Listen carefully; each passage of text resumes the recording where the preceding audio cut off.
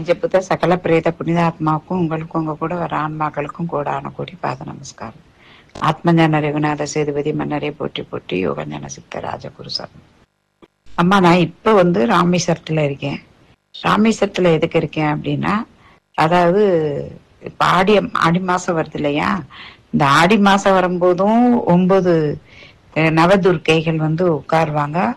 அவங்க வலம் வருவாங்க. அதே சமயத்துல தீபாவளிக்கு முன்னாடி வரக்கூடிய நவராத்திரி கொலு வைப்பாங்க இல்லையா?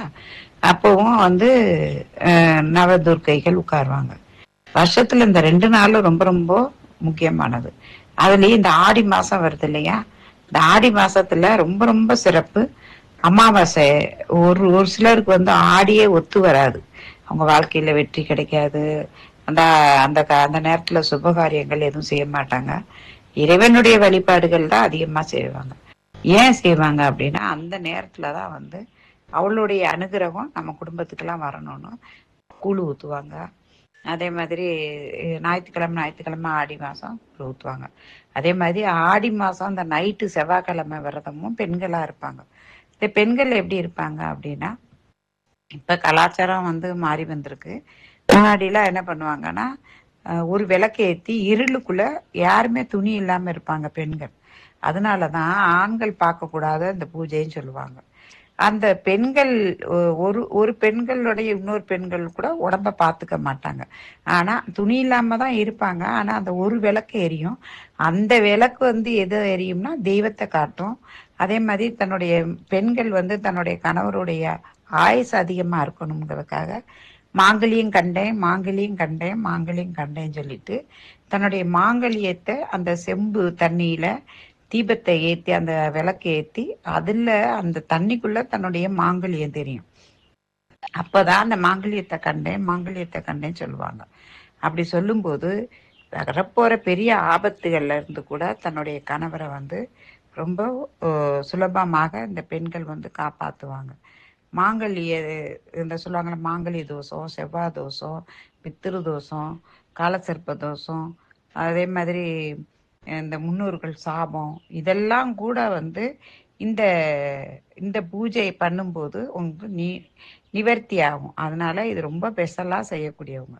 அது மாத்திரம் இல்ல, இந்த ஆடி அமாவாசை அப்படிங்கிறது ஆடி அமாவாசை ரொம்ப ரொம்ப அவசியமானது. அதே மாதிரி தை அமாவாசையும் ரொம்ப ரொம்ப அவசியமானது.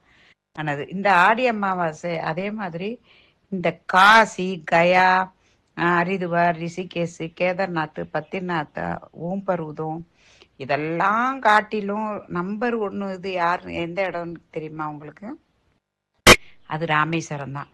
ஏன் ராமேஸ்வரம் சிறந்ததுன்னா, ராவணனை கொண்ட பிறகு பிரம்மகதி தோஷம் இந்த தோஷ நிவர்த்தி பண்ற இடமும் இந்த ராமேஸ்வரம் தான். அதுலயும் ராமரும் சீதாதேவி, லட்சுமணன், ஹனுமான் எல்லாரும் சேர்ந்து பிரம்மகதி தோஷத்தை நிவர்த்தி பண்றாங்க.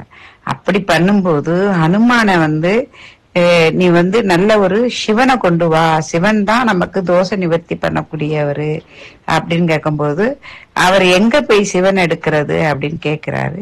அப்ப அவர் கைலாச காசில போய் எடுத்துட்டு வா அப்படின்னு சொல்றாரு. கைலாசம் காசி எங்க வேணாலும் போய் எடுத்துட்டு வா அப்படிங்கிறாரு. ஆனா சிவனுக்கு வேணும். அந்த சிவன் இருக்கும்போது அந்த சிவன் மேல எந்த நிழல் படக்கூடாது மாதிரி, அதுல தழும்புகள் வரக்கூடாது, உடஞ்சு இருக்க கூடாது. அதே மாதிரி நீ இந்த குறிப்பிட்ட டயத்துக்குள்ள பிரம்ம முகூர்த்தத்துல எடுத்துட்டு வந்துரு அப்படின்னு ஹனுமானுஜி கிட்ட சொல்றாங்க. அந்த அனுமான் என்ன பண்றாரு, போய் தேடி தேடி பார்த்துட்டு அந்த டைம் போயிட்டே இருக்கு. அப்ப சீதாதேவி மணல்னால கட்டி சிவனை உருவாக்கி அந்த இடத்துல பிரம்மகதி தோஷம் நிவர்த்தி பண்ணிட்டு இருக்கையில ஹனுமான் லிங்கத்தை எடுத்துட்டு வந்துறாரு. லிங்கத்தை எடுத்துட்டு வரும்போது அப்ப ஹனுமான் கொண்டு வந்துட்டாரு, மனஸ்தாபம் வருமே. அப்ப சொல்றாரு சீதை கிட்ட, ராமர்கிட்டையும் சொல்றாரு, இந்த இந்த லிங்கத்தை வைங்க அப்படின்னு. அப்ப ராமர் சொல்றாரு, நீயே இந்த லிங்கத்தை எடுத்துட்டு நீ, அதாவது சீதை செய்த லிங்கத்தை எடுத்துட்டு அந்த இடத்துல உன்னுடைய லிங்கத்தை வை அப்படின்னு சொல்றாரு. இவரு அசைச்சு பாக்குறாரு, முடியல. அதுக்கப்புறம் தன்னுடைய வால்ல கட்டி இழுக்கிறாரு. அப்படி இழுக்கும்போது அந்த வால் அருந்து விழுந்ததுதான் ராமபாதம் சொல்லக்கூடிய இடம். ராமேஸ்வரத்துல சிறந்த இடம். அதே மாதிரி அந்த ராமர் பாதம் அப்படிங்கிற இடத்துல இருந்துதான் ஸ்ரீலங்கையே பாக்குறாரு. ஸ்ரீலங்கைய பார்த்துட்டு வில் விடுறாங்க. அந்த இடத்துக்கு பாலம் கட்டக்கூடிய வழிகளையே செய்து தராங்க. அப்படி இந்த புனித ஸ்தலமான இடத்துல சிவபெருமானும் பார்வதியும் காட்சி தராங்க. யாருக்கு? ராம பகவானுக்கு, ராமருக்கு. அப்படிப்பட்ட அற்புதமான இடம் வேற எங்கேயுமே கிடையாது. வேற வேற கதைகள் இருக்கலாம், பட் இந்த இடம் ரொம்ப ரொம்ப அற்புதமானது. விஞ்ஞானிகள் இப்ப கண்டுபிடிக்க போய் அந்த ஸ்ரீலங்காவுக்கு போறதுல ஒரு பாலம் இருக்கு, மண்ணால கல்லால கட்டப்பட்ட பாலம் தண்ணிக்குள்ள இருக்குங்கிறத ப்ரூவ் பண்ணிருக்காங்க. ஆக இந்த இடத்துல மாத்திரம்தான், அதுவும் இந்த ஆடி மாசம் அமாவாசையில தான் இந்த திதியவும் கொடுத்தாங்க. அதனால இந்த திதி காலங்கள்ல இந்த அமாவாசை ஆடி மாசம் வருது இல்லையா, அந்த ஆடி மாசம் வரக்கூடிய அமாவாசைகளை ரொம்ப ரொம்ப ரொம்ப விசேஷமானது. அந்த அமாவாசையில திலக ஓமம், சண்டி ஓமம், ருத்ர ஓமம், இந்த இதெல்லாம் பண்ணுவாங்க. இருக்கப்பட்டவங்க பண்ணுவாங்க. அப்படி இல்லாதவங்க வீட்டிலேயே நீங்க ஒரு மண் சட்டியில நீங்க இந்த ஓமங்கள் எல்லாம் சொந்தமாவே பண்றதுக்கு கத்துக்கிறங்க. அது நல்ல விஷயம்.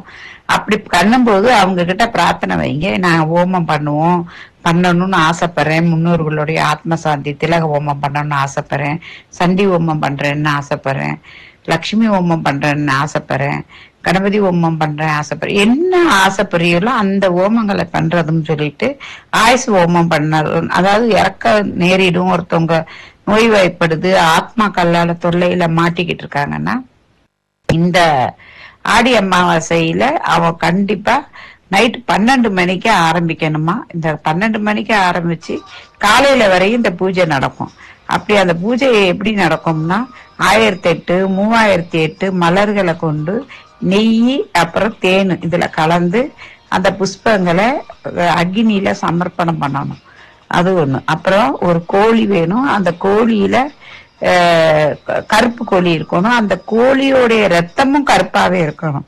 உலகத்திலேயே கருப்பா, அதாவது கருங்கலர்ல ப்ரௌன் கலர்ல இருக்கும், ஆனா கருப்பாவே ரத்தம் வருமா அப்படின்னா அது அந்த கோழி கருங்கோழியில தான் இருக்கும். அதே மாதிரி கருமஞ்சள் இதை கொண்டு பூஜை பண்ணும்போது பல அற்புதங்கள் உங்களுக்கு அவங்க வீட்டுகள்ல நடக்கும். அதனால இது பண்றதுக்கு நீங்க பிரார்த்தனை வச்சுக்கிறணும். அதே சமயத்துல கனவு லோகத்திலயும் சொல்லும். அதே மாதிரி நதிகளை, கடல் இதுகளெல்லாம் நீங்க பார்த்தீங்க அப்படின்னா கண்டிப்பா இந்த பூஜையை செய்தீங்கன்னா பணம் லட்சுமிய குறையாம இருக்கும்.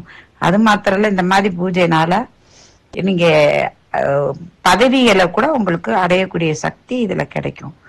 மகாதேவ், ஜெய் ஸ்ரீராம், வாழ்க வளமுடன்.